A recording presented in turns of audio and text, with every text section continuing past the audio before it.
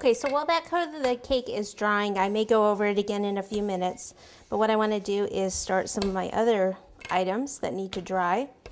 So it's best if you can do these items actually ahead of time, at least a day ahead of time, so you'll be on top of things.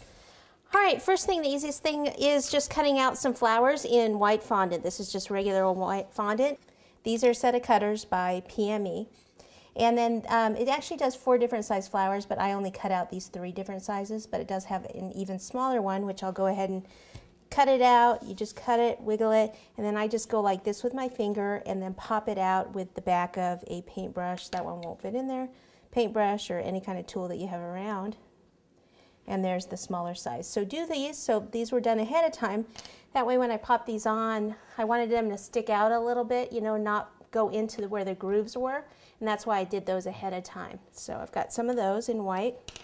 Next thing I want to do, I thought it would be really cute. I had this mold. It's looks like it's honeycomb.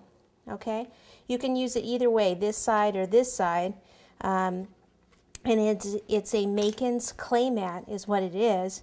So if you actually use it this way with the dents coming up, this is how it's going to look like honeycomb. Like that. If you use it down, it doesn't really look like honeycomb, but it would be some other design. See how it goes that way too. So what I did is I did a bunch of these, and then I just took a pizza cover and just kind of cut them out in different shapes. Pick it up, kind of fix the little point there. Then I just took a whole bunch of plastic wrap, like right here, and just put plastic wrap, and then let these dry overnight, which is what these are right here. And then I took the airbrush color, which I'll do on these in just a second, and then I've got some cute little honeycomb. And so it stands out a little bit more against the cake because I started with a white background rather than the pink background. So we'll have some of this honeycomb sitting around. All right, so what I could do is just put this fondant away really quickly and then airbrush those and see if we're ready to airbrush the rest of the cake. All right, so again, it's been sitting, so shake this up. Airbrush on.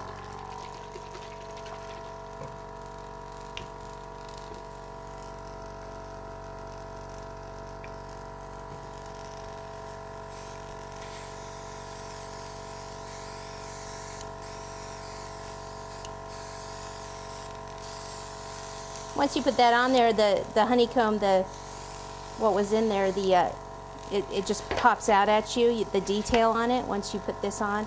And I might go a little bit darker around some of the edges, just kind of here and there, and leave some of it a little bit lighter.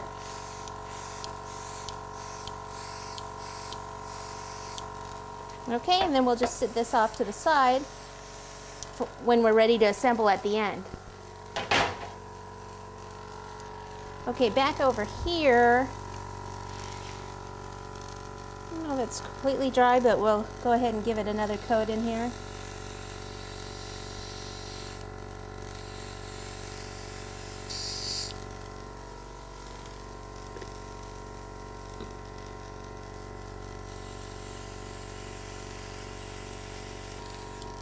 Alrighty, always wash this out with warm water, or if you have airbrush cleaner, then use your airbrush cleaner, but don't leave that sitting in there because it'll clog your airbrush, just like any color.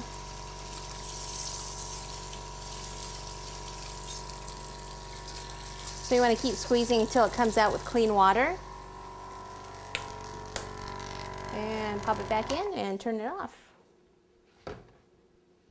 Okay, so there's that part. Now we can do some of the detail.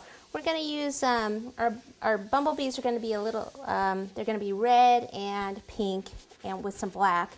So I figure the front door we should do, add some red there on the front door. So, got red fondant right here. Let me just roll a little bit of this out and we'll do the door with it.